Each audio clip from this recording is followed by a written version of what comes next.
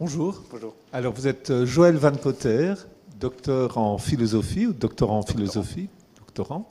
Et votre thèse s'intitule « La pensée sage, étude comparative des œuvres de Marc Aurèle, Montaigne, Gandhi, Confucius et Tenzin Gyatso ». Gyatso ? Oui, c'est voilà. Dalai Lama. À la lumière, je ne connaissais pas, donc voilà. À la lumière du travail de François Julien. Et le titre vulgarisé de votre thèse est « Esquisse d'une sagesse politique ». On vous écoute. Merci.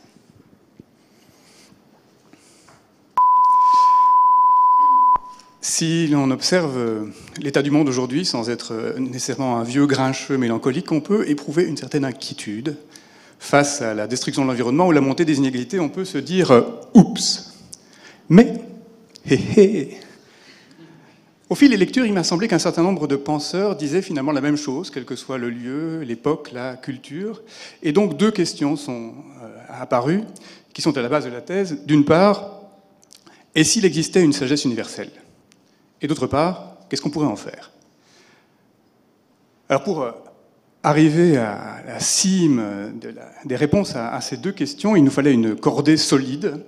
Et j'ai choisi des penseurs qui sont tous reconnus pour leur sagesse, pour leur expérience politique, et qui, ensemble, constituent une diversité de cultures d'époque. Il s'agit donc de Marc Aurèle, Montaigne, Confucius, Gandhi et le Dalai Lama. Et puis, il fallait aussi un guide qui connaisse la philosophie comparative et qui nous évite de tomber dans les crevasses méthodologiques, et c'est François Julien, qui est un sinologue et philosophe. Alors, au terme de l'analyse des œuvres des cinq, il apparaît que oui, en effet, ils disent bien la même chose et ensemble, ils dégagent une sagesse politique qui est commune et qui tient en quelques règles assez simples.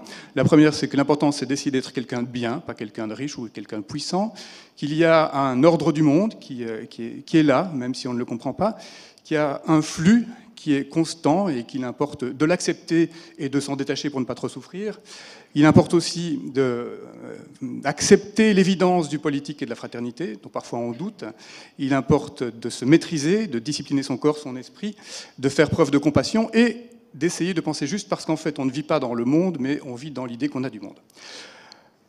Alors, ça peut sembler simple, même quelconque, mais probablement que beaucoup d'entre nous aimerions pouvoir vivre ce quelconque et cette banalité.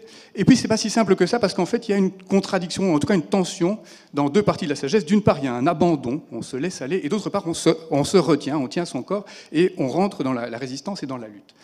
Alors, on ne sait pas résoudre cette question-là.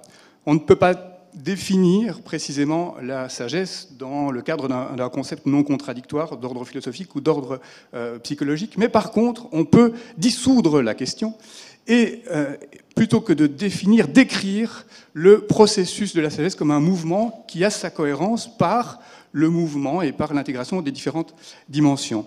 Et en prenant le terme de François Julien, on a alors une sagesse qui se définit par un entre, c'est une respiration entre, d'une part, l'inspiration d'une lutte et d'autre part, l'expiration d'un abandon. Et ça, tout le monde peut le faire, donc on respire.